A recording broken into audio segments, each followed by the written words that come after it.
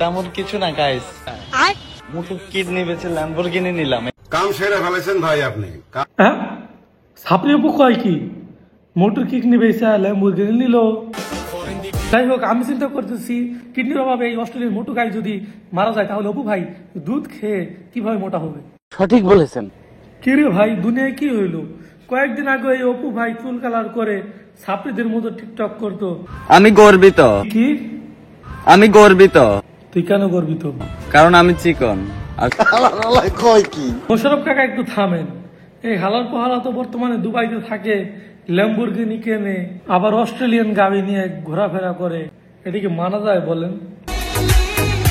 বুঝলাম না গাইস, এই অপু ভাই কি গাড়িটা কিনলো অস্ট্রেলিয়ান গাভীর দুধ বিক্রি কইরা?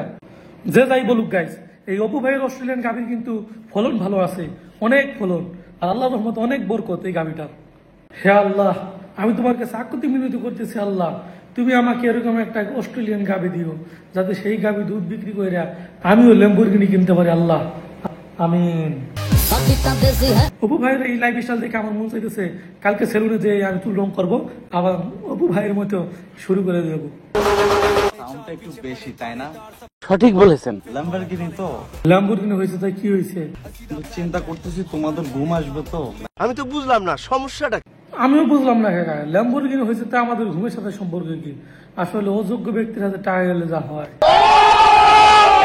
4 চাকা নিয়ে নিলাম ল্যাম্বরগিনি। আরে ভাই বুঝছি, এখন একটু অবজা ভাই, অবজা। কার কেমন হয়েছে? ভাই রে, তোর কার ভালো হয়েছে, এখন তোর চাপটার বাপ, এখন মামুনকে নিয়ে গবেষণা শুরু হবে। আমি যে মাঝে মধ্যে স্যাট পোস্ট করি, এই স্যাট মোড কিছু না। ভন্ড চিনেন? ভন্ড আমি হলাম সেই ভন্ড। ভাই রে, তুই ভণ্ড হয়েছিস ঠিক আছে, তুই তো ভণ্ডর থেকে বড় ভণ্ড, তুই হলো বাটপার। কেননা তুই বয়সে থেকে বড় একটা মেয়েকে এভাবে কষ্ট দিলি, এটা কোনোভাবে দেশবাসী আশা করে নাই। বাইরে বুঝলাম না, একজন মানুষের কত আশা থাকে।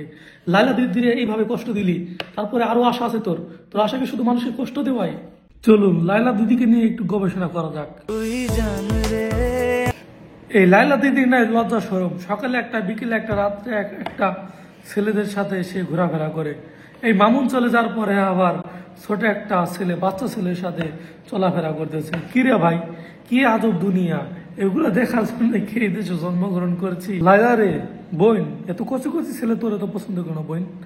বয়স তো 50 হয়েছে, এক পাক বয়স চলে গেছে মনে করো বোন, একটু ভালো হও, নামাজ পূজা করো। হে আল্লাহ, তুমি লাইলাকে উঠিয়ে নাও আর এই জাতিকে বেহায়া পান্না থেকে মুক্তি দাও। আল্লাহ হাফেজ।